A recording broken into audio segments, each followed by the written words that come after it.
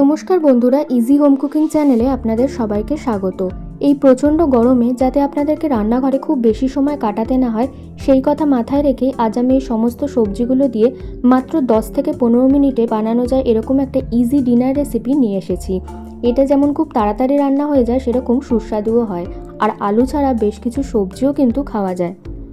আমি এখানে নিয়ে নিয়েছি একটা বড় ক্যাপসিকাম, 4টে বড় আর একটা মিডিয়াম পেঁয়াজ, একটা বড় টমেটো, 3টে বড় সাইজের গাজর, 1 ইঞ্চি আদা, 8 থেকে 9 কোয়া রসুন, 9টা কাঁচা লঙ্কা। লঙ্কাটা আপনারা ঝাল অনুসারে নেবেন। পেঁয়াজ ও টমেটোগুলোকে এভাবে চৌকো চৌকো করে কেটে নিয়েছি, আর গাজরগুলো একটু মিডিয়াম সাইজ করে ঝিরিঝিরি করে কেটে নিয়েছি যাতে এগুলো তাড়াতাড়ি সেদ্ধ হয়ে যায়। ক্যাপসিকামগুলোকেও চৌকো করে কেটে নিয়েছি। লঙ্কাগুলো এরকম তেরছা করে কেটেছি, আপনারা চাইলে গোল গোল করেও কেটে নিতে পারেন। আদা ও রসুনগুলোকে এভাবে একদম কুচিয়ে নিয়েছি। এরপর কড়াই গরম করে অল্প একটু সর্ষের তেল ভালোভাবে কড়াইতে মাখিয়ে নিয়ে 2টো ডিমের ভুর্জি বানিয়ে আগে থেকে রেখে দেবো।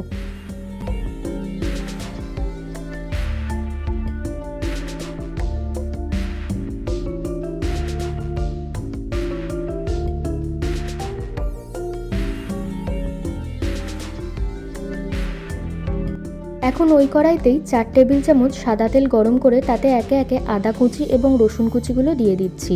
আদা রসুনটা 30 সেকেন্ড হালকা ভাজা হয়ে গেলেই তাতে দিয়ে দেবো কুচিয়ে রাখা গাজরগুলো। হাফ চা চামচ নুন দিয়ে ভালো করে নেড়ে চেড়ে মিনিট 2-3 মতো চাপা দিয়ে লো ফ্লেমে এটাকে সেদ্ধ করে নিতে হবে। 2-3 মিনিট পর ঢাকনাটা তুলে পেঁয়াজ এবং টমেটোগুলো একে একে দিয়ে দিতে হবে। তারপর সবগুলোকে খুব ভালোভাবে মিশিয়ে দিয়ে এটাও ঠিক 2 থেকে 3 মিনিট মতো ঢাকা দিয়ে লো ফ্লেমে ভালো করে সেদ্ধ করে নিতে হবে। দেখে বুঝতে পারছেন হালকা সেদ্ধ হয়ে গেছে। এরপরে ফ্লেমটা হাই করে দিয়ে দেবো ক্যাপসিকাম এবং কুচিয়ে রাখা কাঁচা লঙ্কাগুলো এবং পুরোটাকে খুব ভালো করে নেড়ে দেবো। আর এর মাঝখানে দিয়ে দেবো 1 চা চামচ নুন আর দেবো স্বাদের ব্যালেন্সের জন্য 1 চা চামচ চিনি। এরপরে আঁচটা একদম কমিয়ে দিয়ে ঢাকা দিয়ে রাখবো মিনিট 3-এর জন্য। আর সেই সময় আমরা একটা মিক্সচার বানিয়ে নেব। একটা বাটিতে 3 চামচ টমেটো সস আর 2 চামচ সয়া সস নিয়ে নিচ্ছি।